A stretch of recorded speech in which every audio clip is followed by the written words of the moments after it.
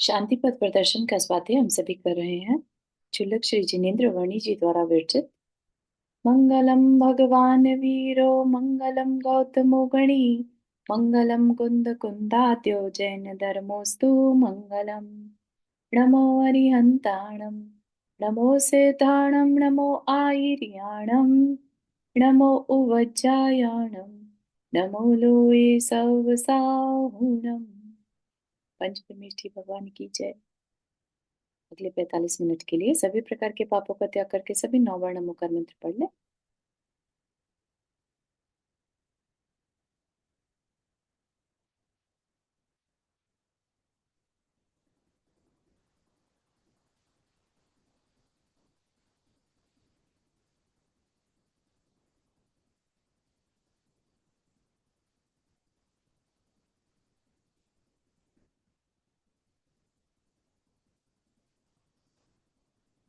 हम्म, तो यहाँ पर जो हमारा विषय चल रहा है बहुत ही इंपॉर्टेंट विषय है। ये वस्तु की कार्य व्यवस्था के बारे में। कार्य व्यवस्था मतलब कोई भी कार्य का घटित होना। इवन हमारा मनुष्य के रूप में जन्म लेना या भरत क्षेत्र के आर्यखंड में पंचम काल में जन्म लेना, ये भी एक कार्य हुआ है ना। तो इसी तरह से हर कार्य घटित होता है कंटिन्यूअसली। हमने भोजन किया, वह भी एक कार्य था, राइट। हमने कहीं पर गए, वो भी एक कार्य था। तो हर समय कार्य घटित होता है। लेकिन उसकी बातें जब उसमें हम क्या 5 बातें देखते हैं। 5 बातें क्या हैं जो जिनकी हम चर्चा कर रहे हैं या करने वाले हैं, पूरा नहीं हुआ है टॉपिक अभी। तो वस्तु का स्वभाव, ठीक। फिर निमित्त, वस्तु का पुरुषार्थ, ठीक। फिर काल लब्धि और भवितव्य। ये 5 चीजें जब होती हैं, घटित हो रही होती हैं, हो सकता है हमारा ध्यान ना जाए, है ना। हम हो सकता है जब हम खुद काम करते हैं हम निमित्त की तरफ ध्यान ही ना दें, ठीक है ना। हमें क्या लगता है हमने किया, और जबकि उसमें और भी बहुत सारे निमित्त थे, हम भी एक निमित्त ही थे, है ना।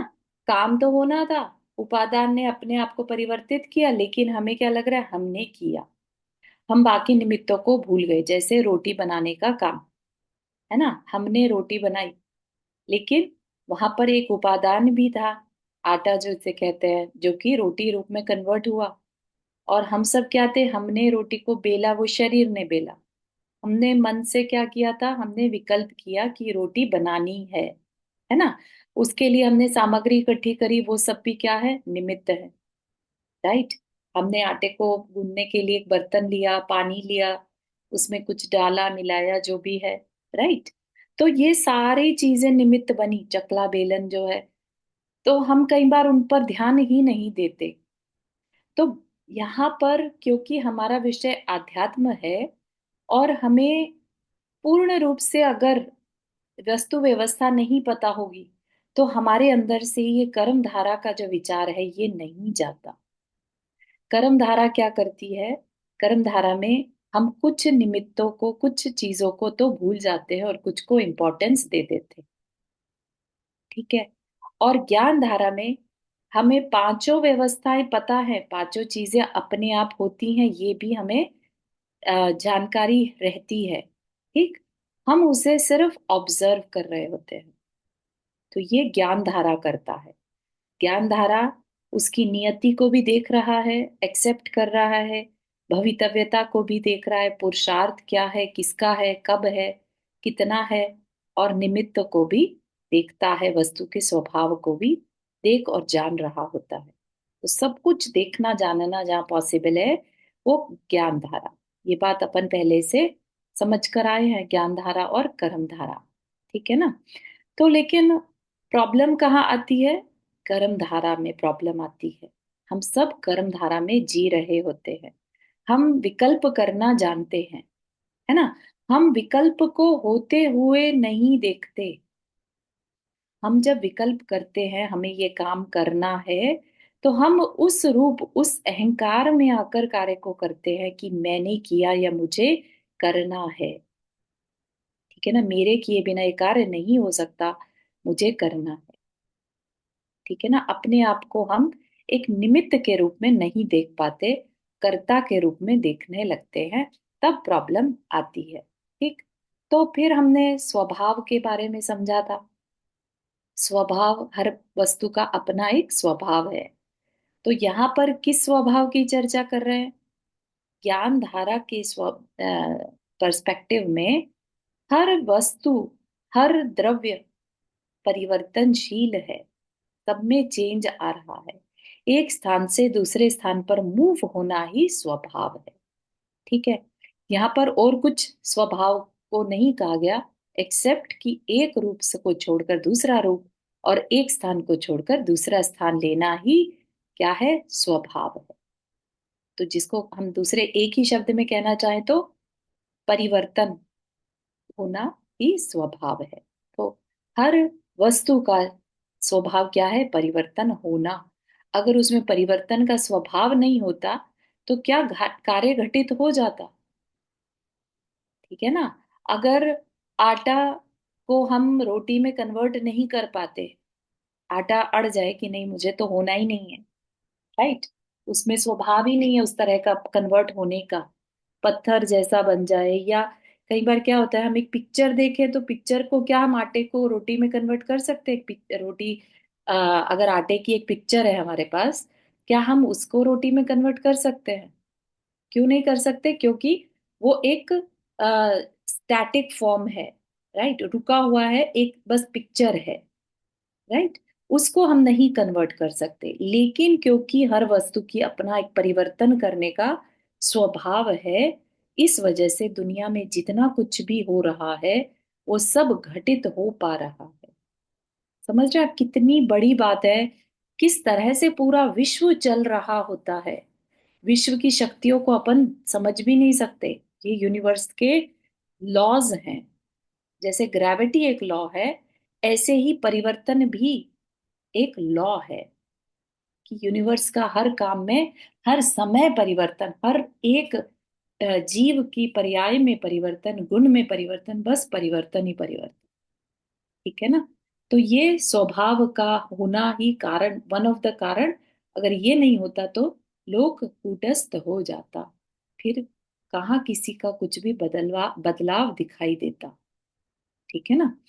फिर कहा निमित्त, निमित्त की बहुत सुंदर चर्चा यहाँ पर करी गई, एक एग्जाम्पल देके, कि निमित्त, पहले तो ये बता दिया कि निमित्त में भी दो तरह के निमित्त होते हैं। एक जिसकी सिर्फ उपस्थिति हो, वो कुछ कर ना रहा हो, एक्टिव निमित्त, और इनएक्टिव निमित्त, जैसे उदासीन निमित्त भी कह देते हैं, जो है लेकिन उसका कोई कार्य नहीं है। जैसा कि अभी आटे के एग्जाम्पल में बताया, राइट, आटा से रोटी बनाने में जितने भी इक्विपमेंट लगेंगे वो सब तो क्या हो गए? एक्टिव निमित्त। उसके अलावा जो बर्तन है रसोई में और भी मसाले चीजें, वो सब क्या हो गए? उदासीन निमित्त। मतलब वो है, वो कुछ कर नहीं रहे। ठीक है ना, वो सिर्फ उपस्थित मात्र हैं, इसलिए उस अपेक्षा से कह दिया निमित्त, अदरवाइज उनका कार्य के घटित होने में कोई निमित्त नहीं है। ठीक है ना। हम्म, चारू जय जिनेन्द्र, जय जी ने। ये मसाले तो निमित्त नहीं कहलाएंगे? मसाले के बिना तो कैसे बनेगी सब्जी? सब्जी नहीं बना रहे ना, रोटी बना रहे हैं। अच्छा। रोटी में तो ठीक है। हमें आटा चाहिए, अनलेस कि कोई हाँ हाँ। नमक डालता हो उसमें और मसाले डालता हो तो अलग बात है, उनको आप ले लीजिए। हाँ हाँ। बट बाकी ठीक है। मसाले तो ठीक। उपस्थिति मात्र हो गए ना। ठीक। ठीक। Thank you. ठीक है, तो निमित्त दो तरह के बता दिए। ठीक। अब कहते हैं निमित्त और उपादान की मैत्री होती है तब जाके कार्य घटित होता है। तो उसमें हमने एक बहुत सुंदर एग्जाम्पल क्या देखा था, कि एक किसान है और उसने ये मन बनाया कि मुझे फसल उगानी है। ठीक है, ये विचार आया। विचार को क्या वर्ड कहा? विकल्प आया। ठीक है, विचार आना या विकल्प आना एक ही बात है। ठीक। तो अब किसान सारा क्रेडिट खुद लेना चाहे, मैंने फसल उगाई, तो उसको सुनकर बाकी जो निमित्त थे, जो एक्टिवली पार्टिसिपेट कर रहे थे, उनको लगे कि अरे ये किसान कितना स्वार्थी है, काम तो हमने भी किया और सारा क्रेडिट खुद ले रहा है, क्योंकि ये बोल सकता है, हम बोल नहीं सकते, है ना। तो बैल ने कहा कि हमने भी तो काम किया। ठीक है ना, इसी तरह से हल ने, कुएं ने, रहट ने, पानी, मिट्टी, करते करते बीज तक भी बात आ गई। बीज ने कहा कि तुम सबने तो निमित्त ही बने, मैंने तो अपना सारा अस्तित्व ही बदल दिया। तो तुम्हारे कार्य करने की जाति और मेरे कार्य करने की जाति डिफरेंट थी। ठीक है ना। एक जो अपना रूप ही परिवर्तित कर दे, उसके उसका जो कंट्रीब्यूशन है, उसका कंट्रीब्यूशन डिफरेंट टाइप का होगा। और जो सिर्फ हेल्प कर रहे थे, उनका कंट्रीब्यूशन डिफरेंट टाइप का हो।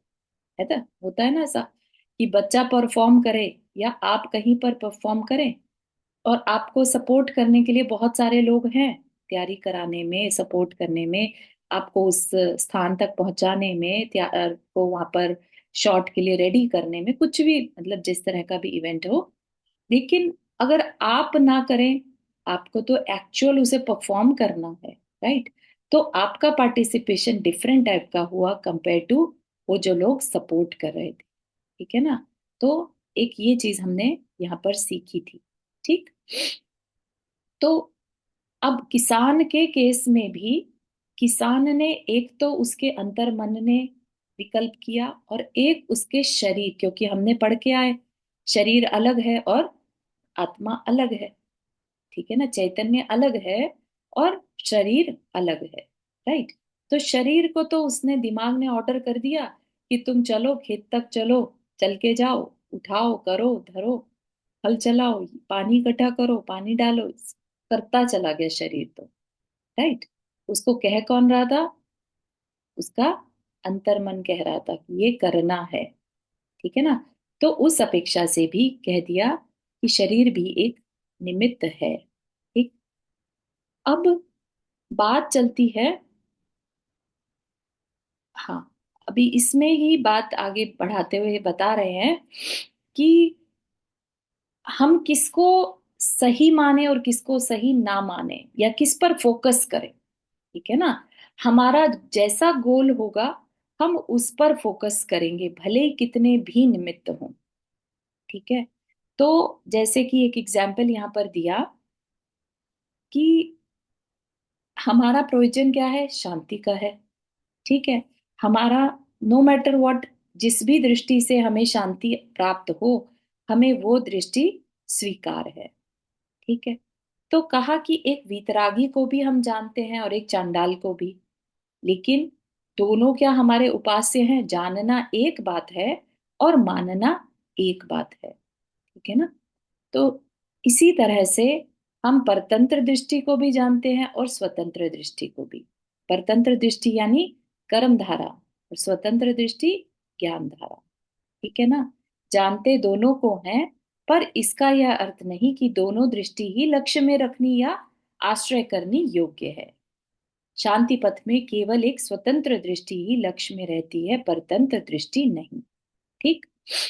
यदि दूसरी दृष्टि पर ही लक्ष्य रखना है, लेट से कोई दूसरे पर करना चाहे, तो निम्न प्रकार क्यों नहीं रखता कि जिससे तेरी दृष्टि में भी बाधा न पड़े और विकल्प भी हट जाए। करने धरने का जो विकल्प है ना, जिसमें हमारा कर्तापना आ जाता है, अगर हम उस चीज से बच जाए तो ठीक है, फिर तू परतंत्र दृष्टि भी रख तो भी तेरे अंदर शांति दिखाई देगी। कैसे? विशाल दृष्टि करके, यार कर्सिव दिखाओगे, कर्सिव कहाँ?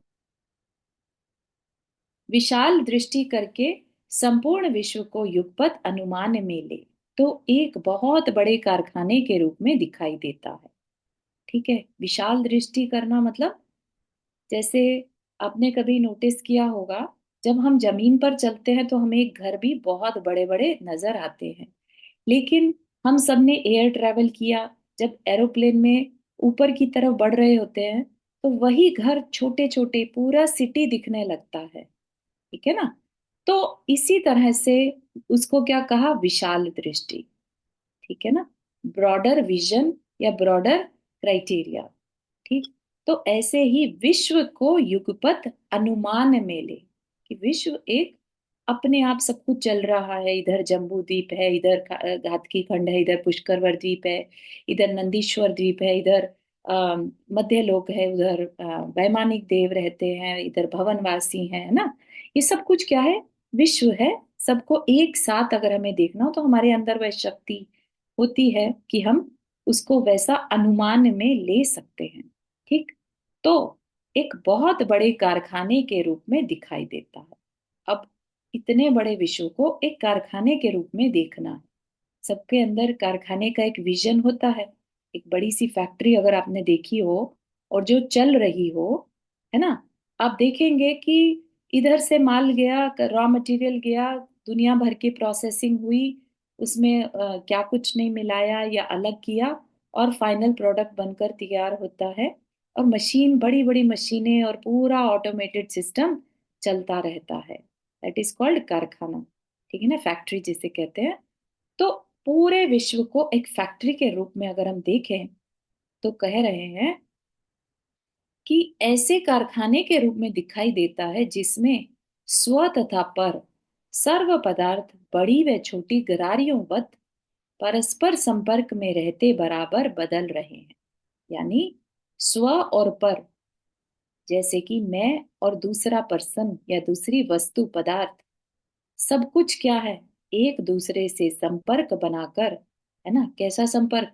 निमित्त नैमित्तिक संपर्क बनाकर। ठीक है ना। एक के कारण दूसरा वर्क करता है, ऐसा। ठीक। और कारखाना काम कर रहा है। यदि कोई एक छोटी सी गरारी भी निकाल ली जाए तो सारी की सारी मशीन बंद हो जाए, या जबरदस्ती कोई नई गरारी ठोक दी जाए तो भी सारी मशीन बंद हो जाए। ठीक है।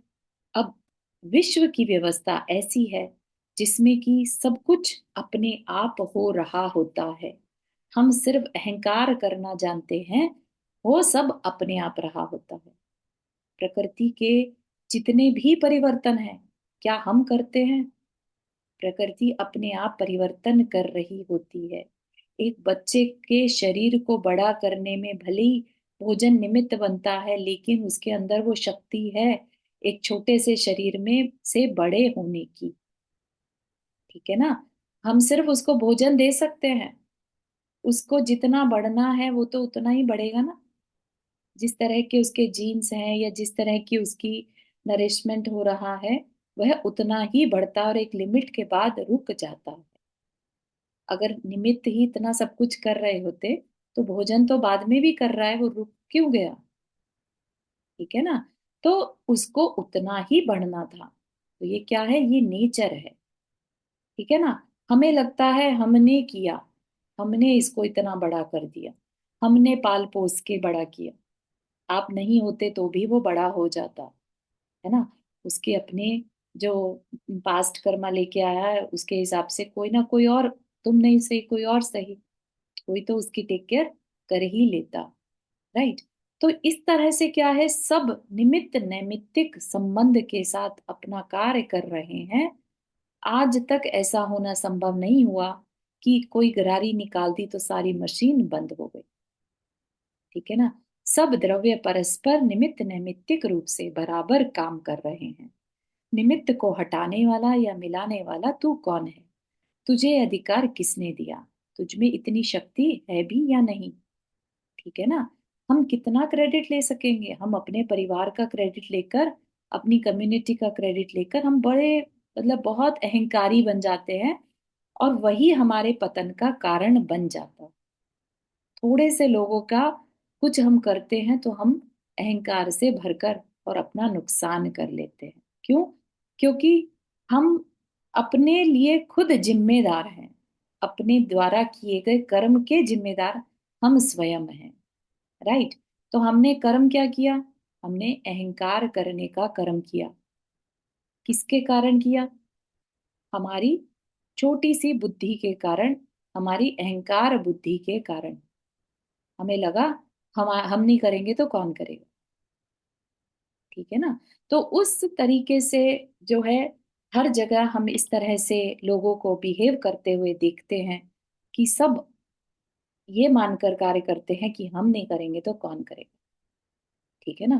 तो लेकिन ये क्या है? ये अपने शांति पथ में बाधक है। इसलिए एक ब्रॉडर विजन दिया जा रहा है कि जब कार्य घटित होता है उसके पीछे बहुत सारे कारण होते हैं, तब जाके वो घटित होता है। हम करने वाले कौन है? हम तो सिर्फ एक विकल्प कर सकते हैं। ठीक है ना? हम किसी को दान देने का मन बनाए और कोई लेने वाला ना हो, तो क्या हम वह कार्य को एग्जीक्यूट कर पाएंगे? राइट? हम तो सिर्फ विकल्प कर सकते हैं।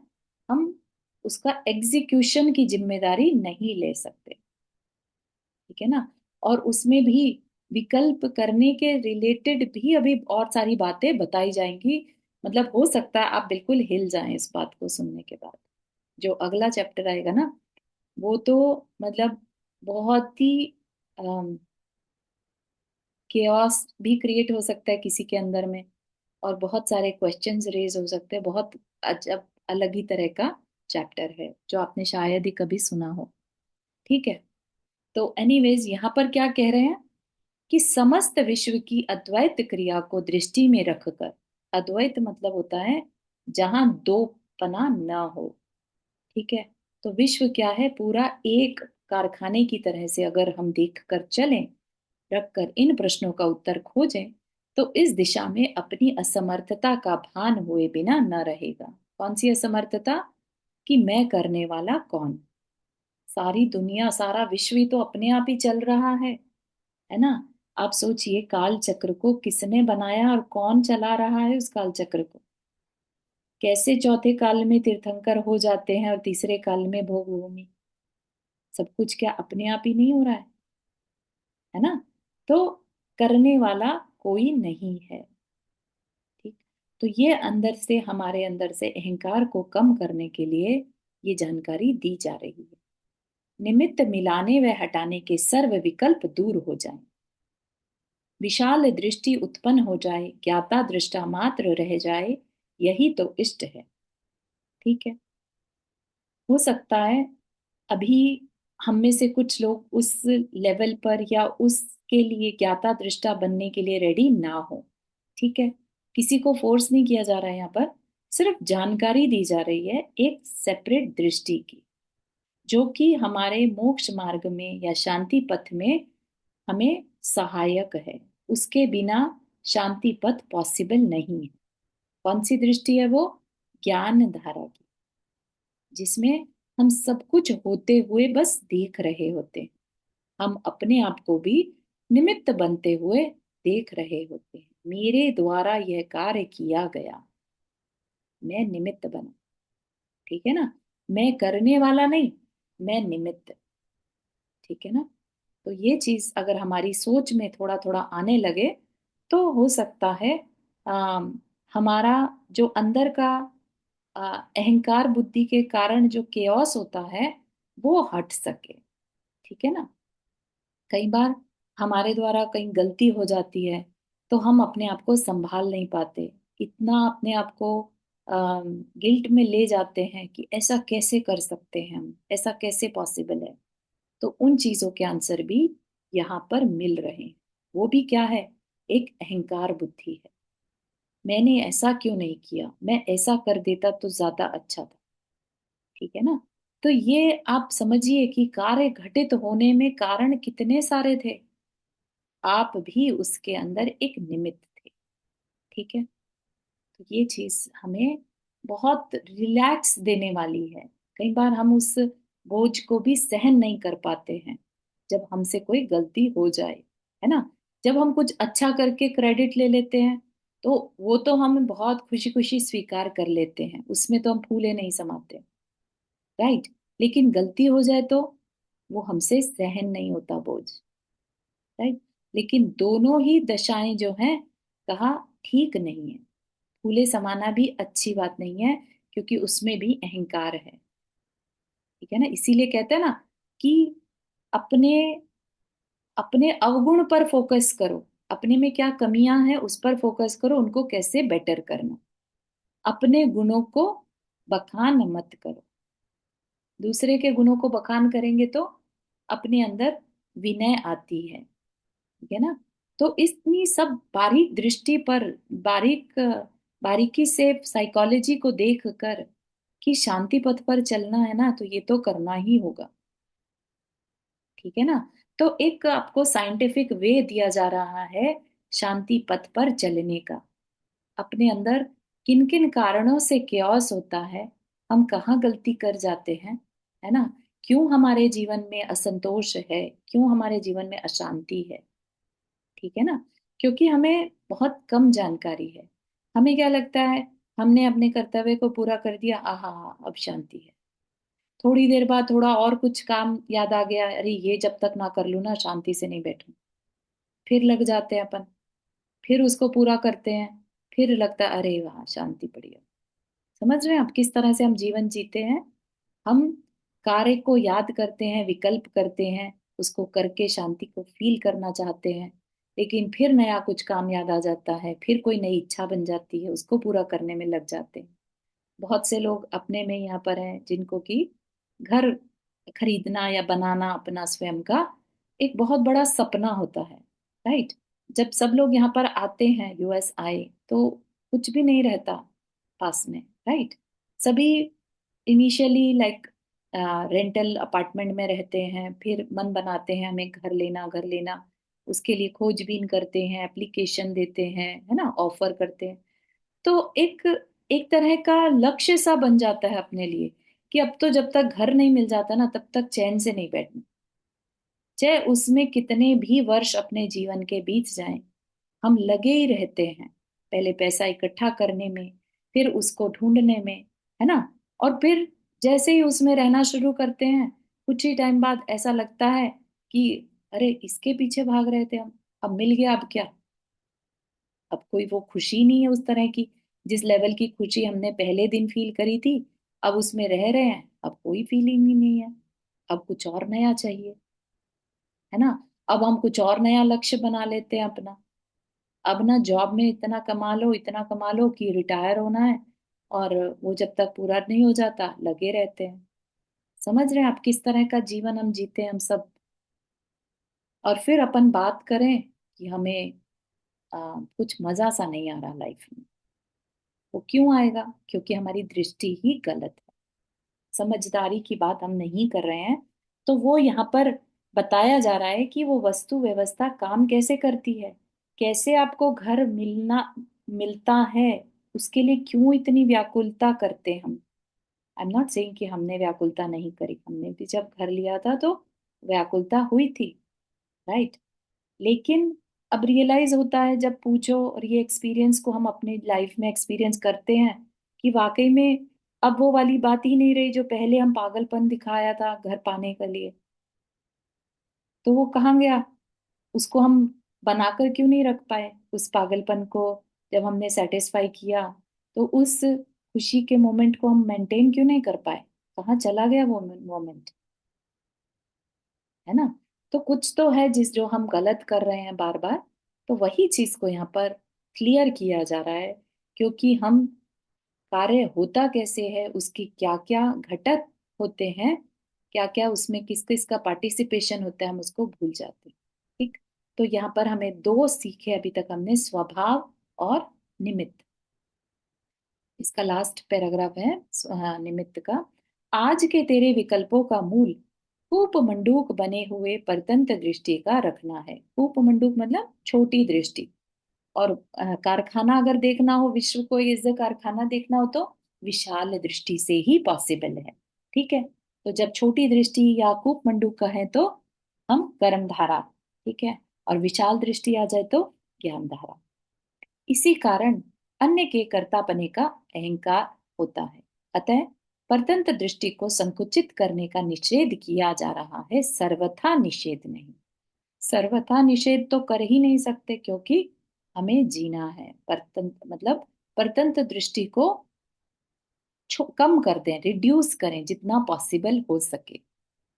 यदि विशाल दृष्टि से नहीं देख सकता, तो इस परतंत्र दृष्टि पर के लक्ष्य को सर्वथा मिटाने का प्रयत्न कर। भ्रम न कर, शंका न कर, दृष्टि मिटाने से पदार्थ न मिटेगा।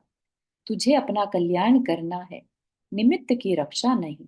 परतंत्र दृष्टि में क्या है?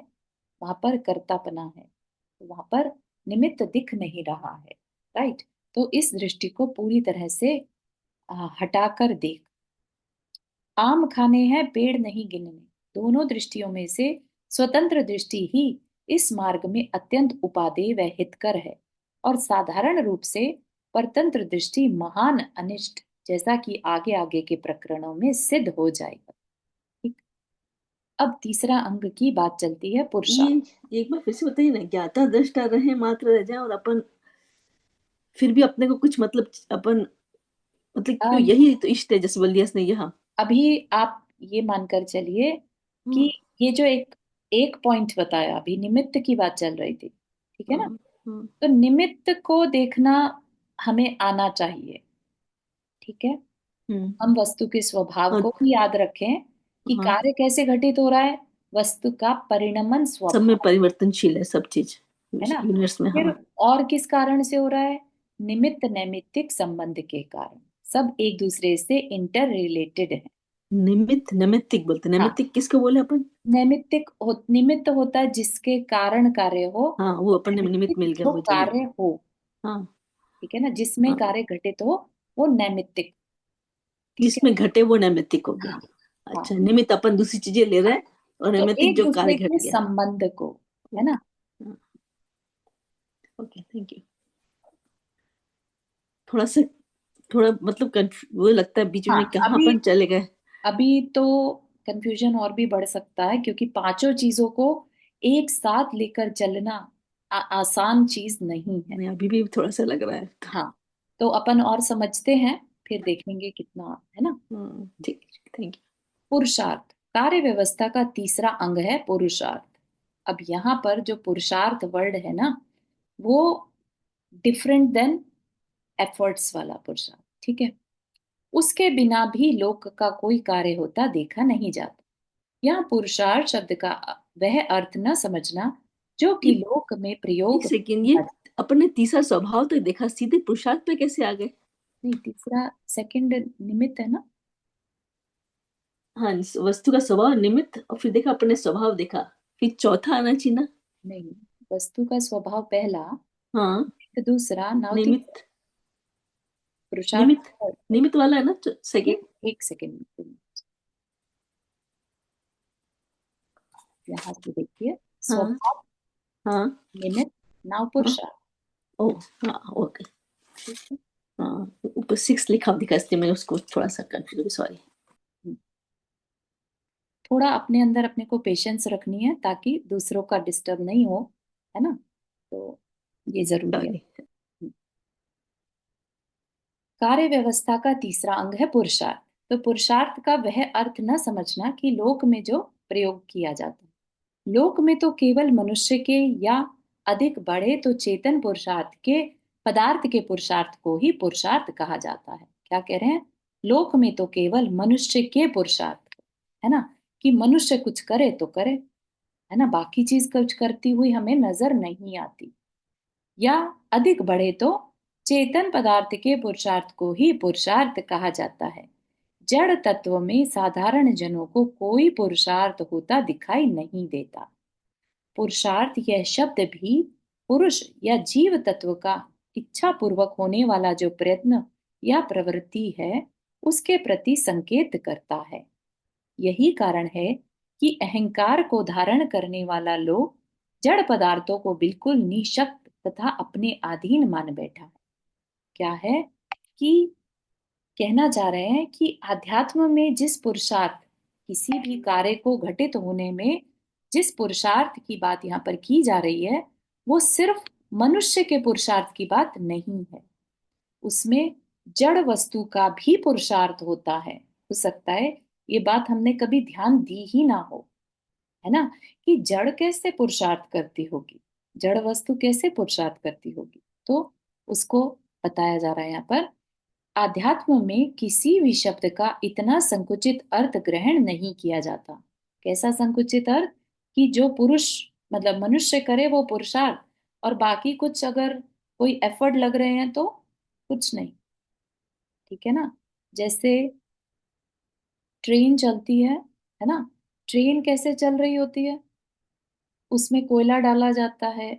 उस उसका एग्जैक्ट प्रोसेस तो मुझे नहीं मालूम, लेकिन उससे जो एनर्जी बिल्ड होती है उससे ट्रेन चलती है। ठीक है। तो आप समझ रहे हैं कि ट्रेन चल रही है, अगर उसमें ड्राइवर एक बार को ना भी हो, वो कुछ नहीं कर रहा है, राइट, ऑटो मोड में है, तो भी काम हो रहा है। तो उसको क्या कह सकते हैं? उसको हम यही कहेंगे ना, जड़ वस्तु का पुरुषार्थ, राइट। यहाँ पर आगे भी एक दो एग्जाम्पल दिए जाएंगे।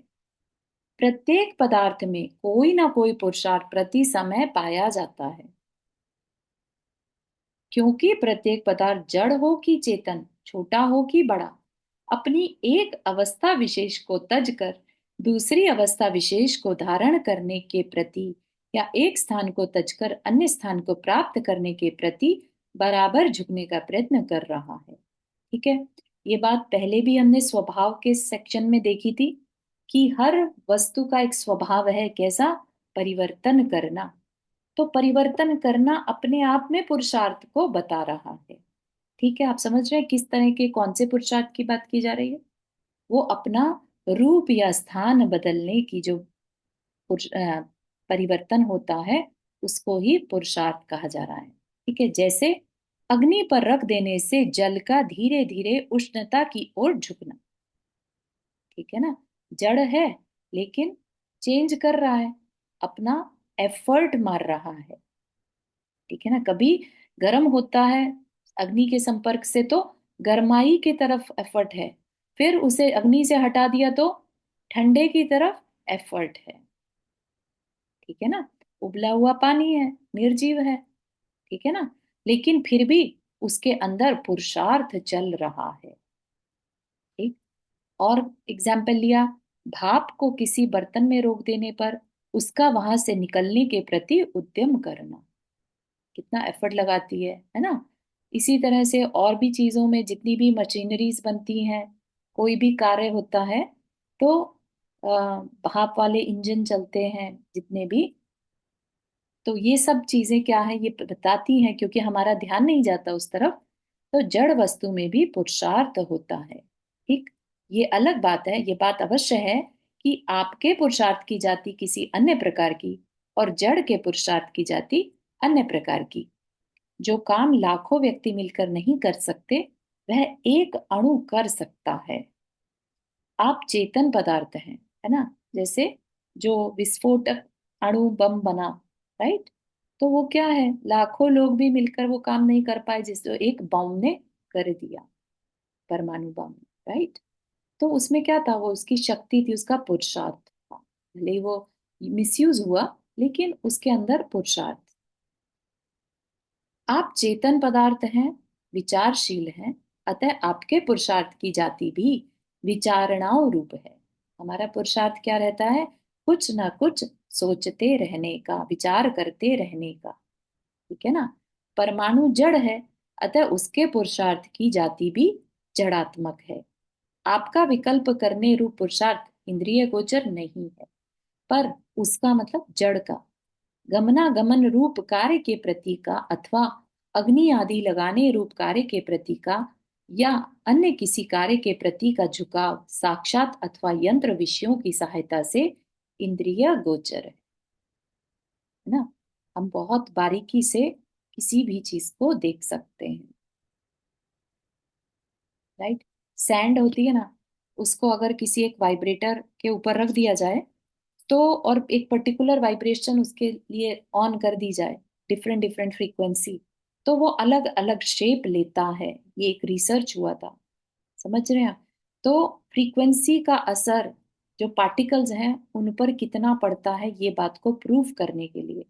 लेकिन आप समझिए कि जो सैंड है वो भी तो एक पुरुषार्थ लगा रही है ना, डिफरेंट डिफरेंट शेप बनाने में। ठीक है ना। और जो वॉइस फ्रीक्वेंसी है वो अपना कार्य कर रही है डिफरेंट फ्रीक्वेंसी की साउंड वेव्स बनाने में। ठीक है ना, तो सब तरफ पुरुषार्थ ही पुरुषार्थ दिख रहा होता है।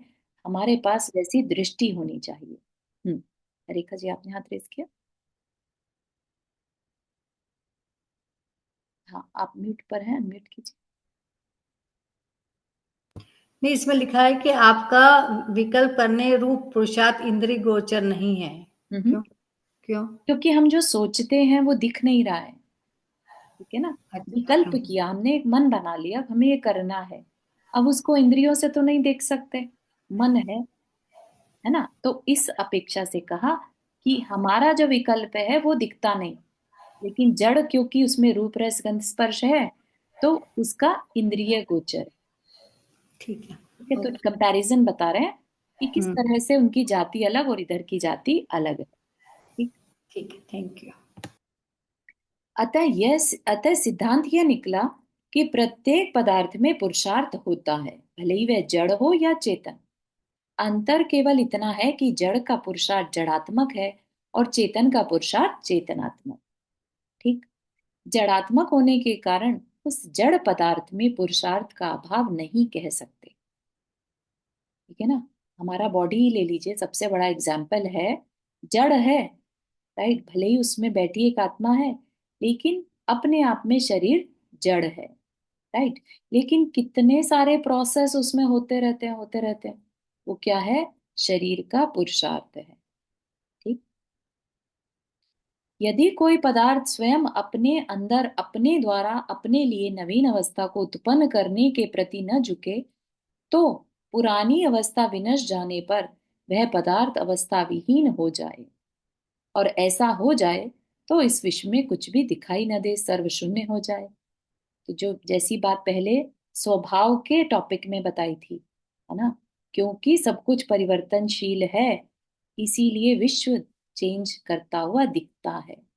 अगर परिवर्तन ही ना हो, सब कुछ सोचिए एक पिक्चर की भांति हो जाए, कोई चेंज नहीं आता पिक्चर में, है ना। और रियल वर्ल्ड में सब कुछ बदल रहा होता है। उसी चीज का हम फोटो खींच लें, राइट, बिना चेंज होते हुए का, तो वो एक स्टैटिक होगा, कुछ भी बदलता नहीं होगा। तो कहा कि सर्व शून्य हो जाए, इस विश्व में कुछ भी दिखाई न दे। ठीक है, तो पुरुषार्थ क्या है? एक तरह का स्वभाव ही है। ठीक है। पहले तो स्वभाव में क्या कह दिया? परिवर्तन होना। ठीक है, तो परिवर्तन होने को क्या कह दिया? पुरुषार्थ कह दिया। ठीक है। पुरुषार्थ का यह आध्यात्मिक व्यापक रूप यदि पुरुषार्थ शब्दों में आपको दिखाई न दे सके तो भले ही इस शब्द को बदलकर परिणति ऐसा शब्द कह लीजिए, परंतु पुरुषार्थ शब्द का इस स्थल पर प्रयोग करने का मेरा क्या अभिप्राय है, उसे समझ लीजिए। आगम भाषा में कहने पर सर्व पदार्थों में वीर्य नाम का एक सामान्य गुण स्वीकार किया गया है। वीर्य गुण यानी कुछ करना। जड़ का वीर्य जड़ात्मक और चेतन का वीर्य चेतनात्मक होता है। इस वीर्य गुण की पर्याय या प्रवृत्ति विशेष को पुरुषार्थ कहते हैं। कहा भी है, जो परिणमन करे सो कर्ता, उसका जो परिणमन सो उसका कर्म या कार्य, और जो उसकी अर्थात एक अवस्था को तजकर दूसरी अवस्था के प्रति गमन करने की प्रवृत्ति विशेष सो उसकी क्रिया। ठीक है, बड़ी बात कह दी यहाँ पर। कर्ता कौन? जो परिणमन कर रहा है वो कर्ता। ठीक। उसने जो किया, जो परिणमन किया या चेंज किया, वो उसका कार्य है। ठीक है। और जिस प्रोसेस से किया वो उसकी क्रिया। ठीक है, सिंपल बना दिया। जो करने वाला वो कर्ता, उसने जो कार्य किया वो कर्म, और जिस प्रोसेस से किया वो क्रिया। ठीक। परिणमन और परिणति में इतना ही अंतर है कि परिणति क्रिया है और परिणमन उसका फल। ठीक। परिणति क्रिया है यानी प्रोसेस है, और परिणमन कि क्या कार्य घटित हुआ वो परिणमन। अर्थात जो नवीन पर्याय उत्पन्न हुई उसे परिणमन कहते हैं, और परिणति उस परिणमन को उत्पन्न करने की प्रवृत्ति या झुकाव विशेष का नाम है। बस वस्तु की इस परिणति को ही यहाँ पुरुषार्थ शब्द का वाच्य बनाया जा रहा है। तो उस प्रोसेस को ही पुरुषार्थ कहा जा रहा है। रूप परिवर्तन करने की या स्थान परिवर्तन करने की जो उसकी परिणमन होता है, उसके अंदर जो परिवर्तन होता है वो कैसे होता है? वह उसके पुरुषार्थ से होता है। वही बात यहाँ पर बताई जा रही है। ठीक। ठीक है कि यह अर्थ बादल आदि की वैश्रसिक अर्थात अन्य निरपेक्ष क्रियाओं में तो स्पष्ट लागू होता है, परंतु घटपट बनाने रूप प्रायोगिक या अन्य सापेक्ष क्रियाओं में लागू होता प्रतीत नहीं होता। ठीक है।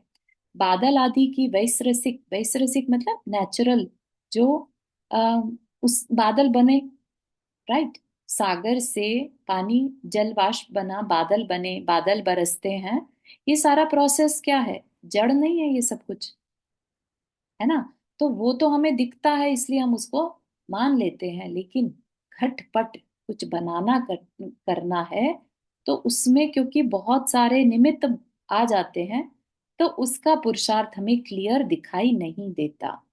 ठीक है। जैसा कि ऊपर एग्जाम्पल दिया था साझे की खेती में, आज ये थोड़ा सा विषय है तो पूरा कर देते हैं, 2-3 मिनट ऊपर लेंगे अपन। जैसे सांझे की खेती में किसान अकेले अमूर्तिक चेतन का कार्य या क्रिया या राग या विकल्प करना है। किसान ने क्या किया, सिर्फ एज अ चेतन उसने विकल्प किया। उसके शरीर का कार्य या क्रिया हिलन डुलन था, यानी उसका पुरुषार्थ क्या था, शरीर का हिलना डुलना। ठीक है ना। इस एक मिले जुले कार्य में बैल हल आदि सर्व ही सांझेदारों का पृथक पृथक कार्य दृष्टि में ला दिया गया। उसी प्रकार घटपट आदि सर्व ही लौकिक व व्यवहारिक कार्यों का विश्लेषण करके प्रत्येक साझीदार के पृथक पृथक कार्य का ग्रहण हो जाने पर लोक का कोई भी कार्य उस दृष्टि में प्रायोगिक न दिख सकेगा, बल्कि वैश्रसिक ही दिखेगा। वैश्रसिक मतलब नेचुरल होता हुआ। ठीक है ना। अगेन निमित्त नैमित्तिक संबंध के होते हुए सब अपना अपना पुरुषार्थ कर रहे हैं और कार्य घटित होता जा रहा है। ठीक है ना। चेतन ने विकल्प किया और शरीर ने हिलना डुलना चालू कर दिया, है ना। तो चेतन ने अपना काम किया, क्या काम किया, विचार करना, है ना। उसका पुरुषार्थ क्या था, विचार करना। शरीर का काम क्या था, हिलना डुलना, उसने वो कार्य कर दिया। ठीक है ना। इसी तरह हर चीज अपना अपना लेवल पे अपना अपना पुरुषार्थ करती रहती है। ये बात अभी सिर्फ यहाँ तक 3 घट बताए हैं। स्वभाव, जो कि परिणमन करना, ठीक, सेकंड निमित्त, और तीसरा पुरुषार्थ। ठीक है ना। हाँ, एक बार ये लाइन पूरी करके फिर आपका प्रश्न ले लेते हैं। वस्तु की इस अपनी परिणति रूप पुरुषार्थ के अभाव में वस्तु की अवस्थाओं में किसी भी प्रकार का परिवर्तन होना असंभव होने के कारण पुरुषार्थ भी कार्य व्यवस्था का एक अंग अवश्य है। परंतु इसका यह अर्थ नहीं कि पुरुषार्थ ही पर्याप्त है, क्योंकि निमित्त आदि के अन्य अंगों के अभाव में वह अकेला कुछ न कर सकेगा। ठीक है ना। कोई भी पांचों जो ऊपर बताए हैं उसमें कोई भी एक अकेला घटक या अकेला स्टेप कुछ नहीं कर सकता, ये बात कह रहे हैं। इसको एक ही वर्ड में उन्होंने क्या यूज किया, पंच समवाय। ठीक है ना। हाँ नंदा जी, आप कुछ क्वेश्चन पूछ रहे थे। हाँ, ये जो पहले वाले पैराग्राफ में था ना, किसान वाला जो आपने एग्जाम्पल लेके बताया था कि चेतन ने कुछ सोचा और शरीर ने उसके हिसाब से हिलना डुलना शुरू किया। तो यहाँ जो चेतन जो आप कह रहे हैं, ये सोल के लिए कह रहे हैं या मन के लिए कह रहे हैं? सोल के लेवल पर तो देखो, शुद्ध सोल लेकर चले, मन को कह सकते हैं। बहुत ही माइनर सा चेंज रहता है उसमें, राइट। जो अंदर में, वैसे चेतन अपना सोल को लेंगे उसके विकारी भाव बेसिकली। ठीक है। जो हमारे अंदर भावों को क्रिएट करता है, राइट। भाव कहाँ क्रिएट हो रहे हैं, आत्मा में हो रहा है। ठीक है ना। मतलब हम जो क्रोध मान माया के भाव करते हैं वो हमारी आत्मा में होते हैं। सुख दुख होता है, उसका महसूस कहाँ होता है, आत्मा में होता है। ठीक है ना। तो इसलिए कुछ करने का विकल्प भी कहाँ होगा, आत्मा में होगा। ठीक है। तो यस, उस अपेक्षा से आत्मा में ही कहा जा रहा है, जिसको हम सामान्य भाषा में मन कह देते हैं। मन एक तरह की एक बाद में होने वाली क्रिया है। पहले आत्मा में वो चीज रेज होती है, क्या विकल्प वहां पर उठता है। चाहे अच्छा हो या बुरा हो, दोनों तरह अभी के। उससे कोई मतलब नहीं है। अभी यहाँ पर सिर्फ विकल्प वर्ड यूज किया, इसीलिए आगे चलकर जब आश्रव का सेक्शन आएगा ना, उसमें फिर हम इस पर वर्क करेंगे कि सही क्या था और गलत क्या है, क्या करना क्या नहीं करना, है ना। आश्रय तो सबसे होगा, दोनों से ही है, खराब से भी और अच्छे से भी। तब बात चलेगी क्या करना और क्या नहीं करना। Thank you. यहाँ तक के किसी को कोई question? I know this is the hardest topic, उसके बाद सब इजी होता चला जाएगा। ये जो इसके बाद नेक्स्ट टॉपिक आ रहा है वो even more exciting but hard at the same. जी वर्षा जी, आपने हाथ रेज़ किया। जी जय जिनेन्द्र, आपने स्टार्टिंग में वो जो बताया था ना कि आटे का पिक्चर देख के मतलब रोटी बनाना, उसे कोई निमित्त नहीं मिला, तो उसको स्वभाव कहेंगे या उपादान कहेंगे जो चित्र है उसको?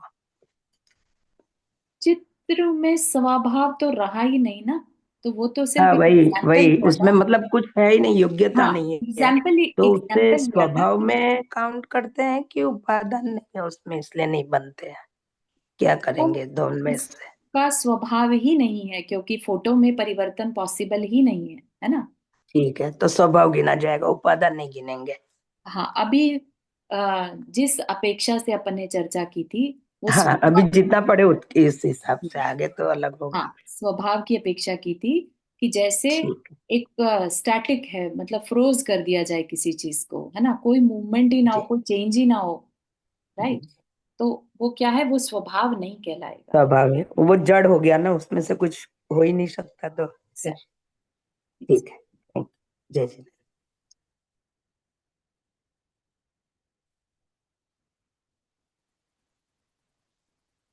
चलिए फिर कल कंटिन्यू करेंगे हम अपना नियतिवाद का चैप्टर, जो कि काफी सारे लाइफ के हमारे क्वेश्चंस को लेकर आता है, और जिसके की सवाल हम बहुत समय से खोज रहे होते हैं।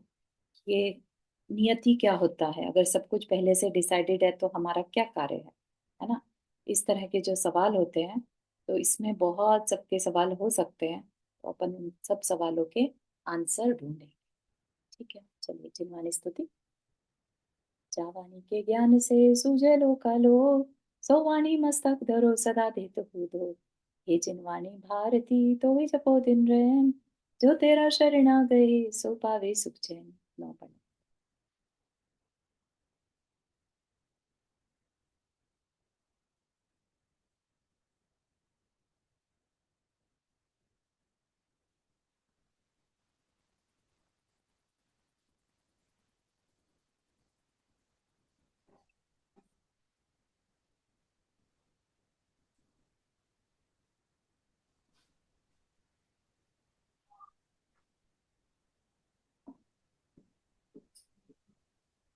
सभी को जय जिनेन्द्र। जय जिनेन्द्र सभी जय को। जिनेन्द्र ठाकुर सभी जी को। की जय जिनेन्द्र। जय जिनेन्द्र। जय जिनेन्द्र जय सभी को। जिनेन्द्र। जय जिनेन्द्र।